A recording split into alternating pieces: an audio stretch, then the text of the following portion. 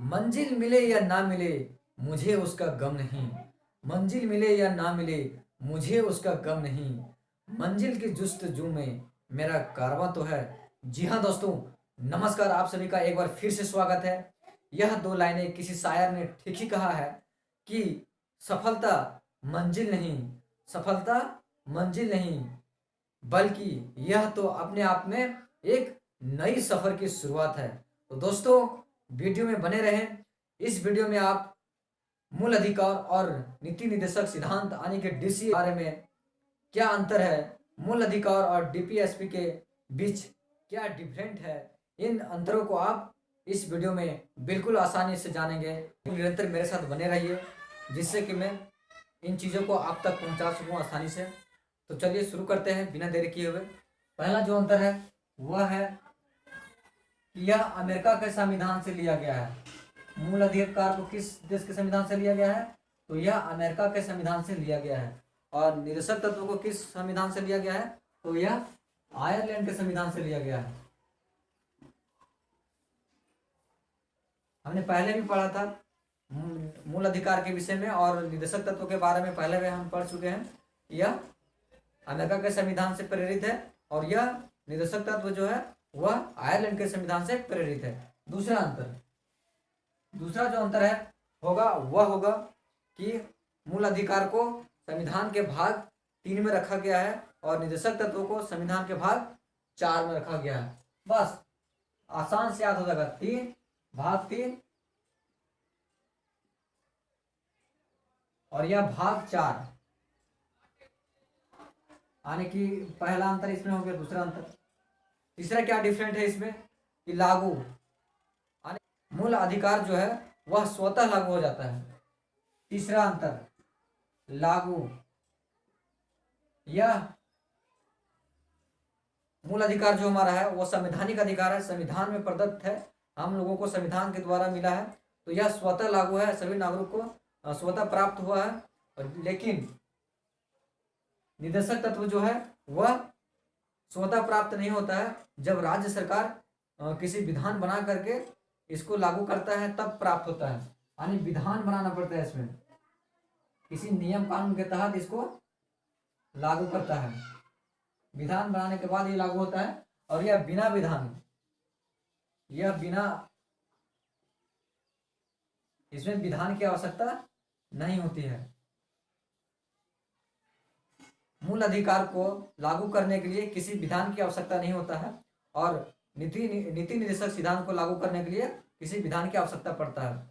अगला अंतर चौथा नंबर में क्या अंतर है कि मूल अधिकार जो है वह व्यक्ति के अधिकार के लिए है, यह व्यक्ति के लिए अधिकार के लिए है।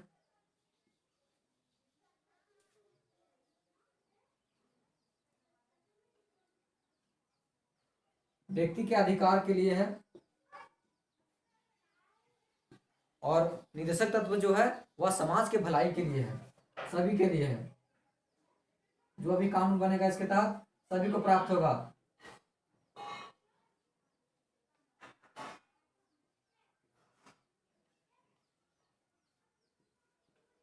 अगला जो अंतर हमारा है वह है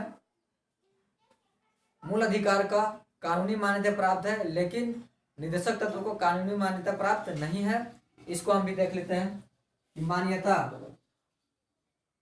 कानूनी मान्यता प्राप्त है मूल अधिकार को, कानूनी मान्यता मिला हुआ है,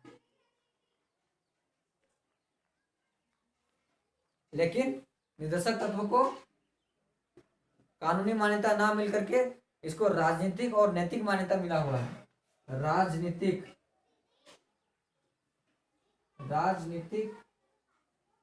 एवं नैतिक मान्यता इसको प्राप्त है।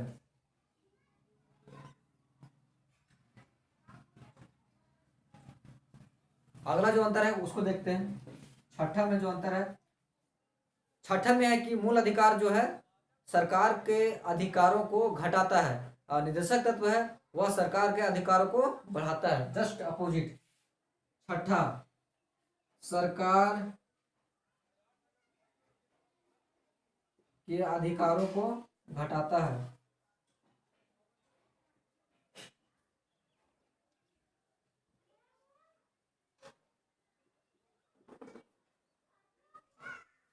इसका अपोजिट छठा में, यानी कि नीति निर्देशक सिद्धांत जो है डीपीएसपी, वह सरकार के अधिकारों को बढ़ा देता है, सरकार के अधिकारों को बढ़ाता है।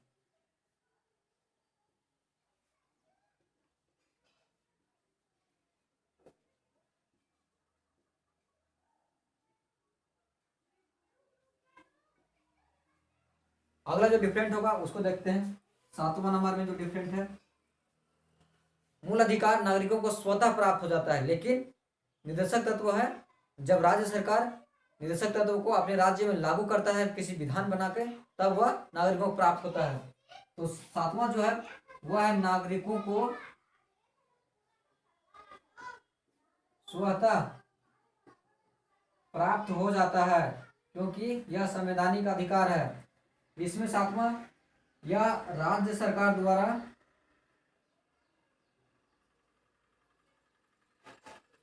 किसी विधान के द्वारा लागू करने के बाद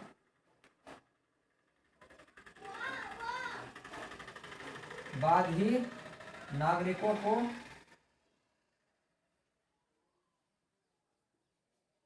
प्राप्त होता है। अगला जो अंतर है वह है, अगला अंतर क्या है कि मूल अधिकार का व्यवस्था करने के लिए इसका क्या उद्देश्य है और निदेशक तत्व का क्या उद्देश्य रहा होगा, इसके हम देखेंगे।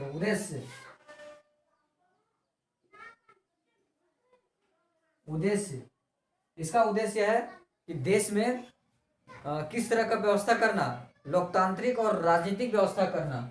लोकतांत्रिक एवं राजनीतिक व्यवस्था करना।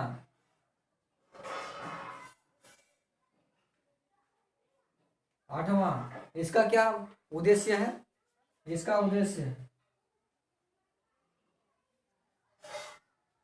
राज्य में सामाजिक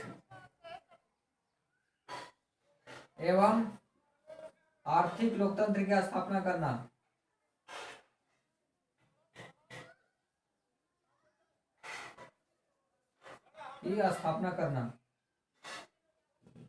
ये क्या जो हमारा अंतर रहेगा वह है 9वां नंबर।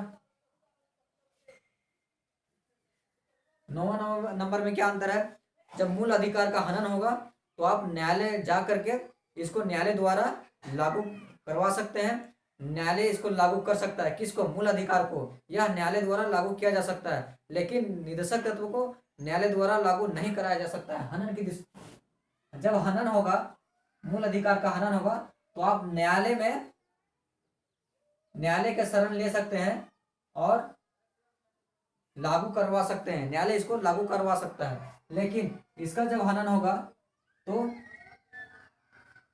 इसमें न्यायालय के शरण नहीं जाया जा सकता है, क्योंकि न्यायालय इसको लागू नहीं कर सकता है नीति निर्देशक सिद्धांत को, क्योंकि नीति निर्देशक सिद्धांत जो है वह राज्य सरकारों को कर्तव्य होगा कि अपने अपने राज्य में लागू करेगा। इस चीज को हमने पहले निर्देशक तत्व में पढ़ चुके हैं। तो एक बार फटाफट आप देख लीजिए कि क्या क्या अंतर है। पहला जो अंतर है कि मूल अधिकार को अमेरिका के संविधान से लिया गया है और निदेशक तत्व को आयरलैंड के संविधान से लिया गया है। दूसरा, मूल अधिकार को भाग 3 में रखा गया है और निदेशक तत्व को भाग 4 में रखा गया है। तीसरा जो अंतर है वह है निदेशक तत्व को लागू करने के लिए किसी विधान की आवश्यकता पड़ता है, लेकिन मूल अधिकार की लागू करने के लिए कोई विधान की आवश्यकता नहीं होता है, यह स्वतः लागू हो जाता है देश में। अगला जो चौथा जो अंतर है वह है, हमारा चौथा अंतर जो है वह है कि यह व्यक्तिगत के अधिकारों के लिए है मूल अधिकार, और निदेशक तत्व है वह समाज की भलाई के लिए बना है। अगला जो अंतर है हमारा है पांचवा, वह जो है मूल अधिकार को कानूनी मान्यता प्राप्त है और निदेशक तत्व को राजनीतिक और नैतिक मान्यता प्राप्त है। अगला जो है छठा, वह है कि मूल अधिकार सरकारों के अधिकार को कम करता है और निदेशक तत्व है वह सरकार के अधिकारों को बढ़ा देता है। अगला जो अंतर है वह है कि मूल अधिकार नागरिकों को स्वतः प्राप्त हो जाता है, लेकिन निदर्शक तत्व स्वतः प्राप्त नहीं होता है। तब प्राप्त होता है जब राज्य सरकार अपने राज्य में किसी विधान द्वारा इसको लागू करता है, तब जाके नागरिकों को प्राप्त होता है। अगला जो है वह है मूल अधिकार का उद्देश्य है कि देश में लोकतांत्रिक और राजनीतिक व्यवस्था करना, और निदर्शक तत्व का उद्देश्य है कि राज्य में आर्थिक और सामाजिक लोकतंत्र की स्थापना करना। और आखिरी जो है नौवां जो अंतर था वह क्या था कि हनन जब होगा मूल अधिकार को या नीति निदेशक तत्व का, तो क्या कर सकते हैं, तो मूल अधिकार का हनन होगा। अगर आपको होता है मूल अधिकार का हनन होता है तो आप न्यायालय का शरण ले सकते हैं, और जिससे कि न्यायालय मूल अधिकार को लागू करवा सकता है। और नीति निर्देशक सिद्धांत का हनन होगा तो आप न्यायालय नहीं जा सकते हैं, क्योंकि नीति निर्देशक सिद्धांत को न्यायालय द्वारा लागू नहीं कराया जाता है। तो इस तरह से हमने कम समय में और नीति निर्देशक सिद्धांत और मूल अधिकार के बीच क्या डिफरेंट था उस चीज को जाना। तो दोस्तों, हमारे साथ बने रहने के लिए आप लोग को धन्यवाद। शुक्रिया।